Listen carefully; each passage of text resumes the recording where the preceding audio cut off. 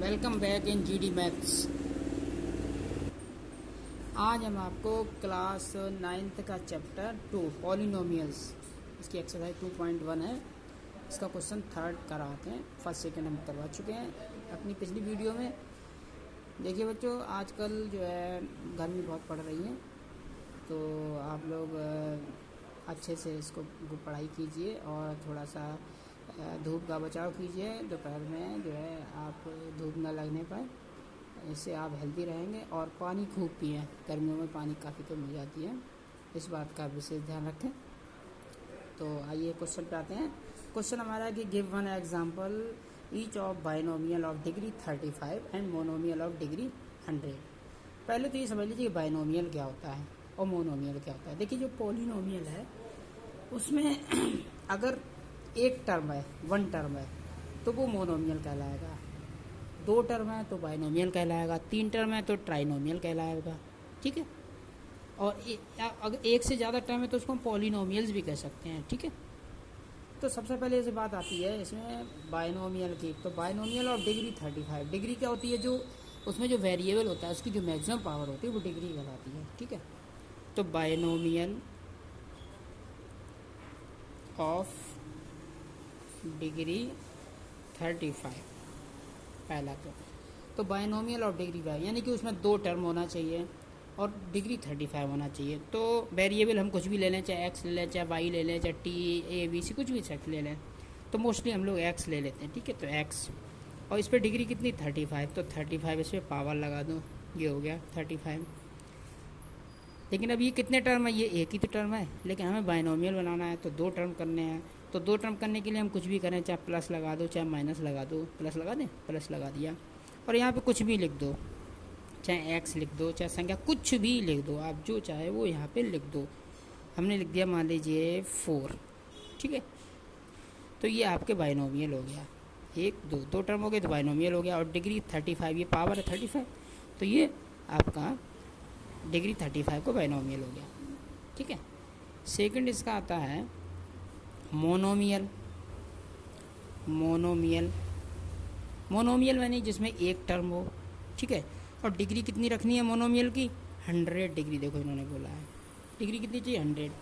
तो एक टर्म ले लें, है ना। तो वेरिएबल आप कुछ भी ले लें, चाहे एक्स ले लें, चाहे वाई ले लें, चाहे जेड ले, जो अच्छा हो आपकी ले लें, चाहे ए ले लें, चाहे बी ले लें। ठीक है।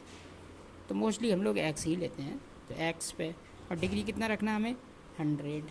तो यहाँ पे पावर 100 लगा दिया हमने, ये देखिए 100 हो गया। ठीक है। अब सोचो कि मोनोमियल यानी कि एक ही टर्म रखना, तो ये एक ही टर्म है ना, तो इसमें आगे कुछ भी नहीं बढ़ाएंगे, यही आपका आंसर हो गया। ठीक है। इस तरह से आपका बाइनोमियल और मोनोमियल हो गया। ओके। इसमें कोई दिक्कत नहीं होनी चाहिए। अगर कोई दिक्कत होती है तो आप मुझे कमेंट करके ज़रूर बताएं। ओके। अब देखिए, ये क्वेश्चन नंबर 3 का ही अब नेक्स्ट क्वेश्चन आपको बताते हैं। क्वेश्चन नंबर 4 है ना, इसी चैप्टर का। क्वेश्चन नंबर 4 क्या है कि right the degree of each polynomials. अब इसमें हर पॉलिनोमियल्स का आपको सिर्फ डिग्री लिखनी है। तो देखिए, डिग्री कैसे पहचानते हैं? सबसे बड़ी बात बहुत सिंपल है, वेरी वेरी सिंपल, कि इसमें जो वेरिएबल है, देखिए वेरिएबल क्या है? एक्स है, एक्स है, एक्स है ना। तो वेरिएबल की जो मैक्सिमम पावर होती है वो डिग्री होती है इसकी। ठीक है। देखिए यहाँ एक्स पे कितनी पावर है? 3। यहाँ एक्स पे कितनी पावर है? 2। यहाँ एक्स की पावर कितनी है? कुछ नहीं है ना, तो ये 1 माना जाएगा। ठीक है। तो इस तरह से इसमें मैक्सिमम कितनी हुई? 3 हुआ कि 2 हुआ कि 1 हुआ? बताइए। आप लोग सब लोग जानते हैं ना मैक्सिमम कितना हुआ? 3 मैक्सिमम हुआ। तो इसकी जो डिग्री हो जाएगी वो 3 हो जाएगी। कितनी हो जाएगी डिग्री? Degree equal to 3। ठीक है। ये 3 मैक्सिमम पावर होगी। ठीक। फिर एक बार समझ लीजिए, जो मैक्सिमम पावर होती है वेरिएबल की वो डिग्री कहलाती है। ये देखिए, एक्स पावर कितनी है? 3। या एक्स पावर कितनी है? 2। या एक्स पावर कितना है? 1। तो मैक्सिमम क्या हुआ? 3 हुआ ना। तो डिग्री क्या होगी इस पॉलिनोमियल्स की? 3। ओके। चलिए अब यहाँ पे आइए। यहाँ देखिए, इसमें बहुत सारे वेरिएबल थे।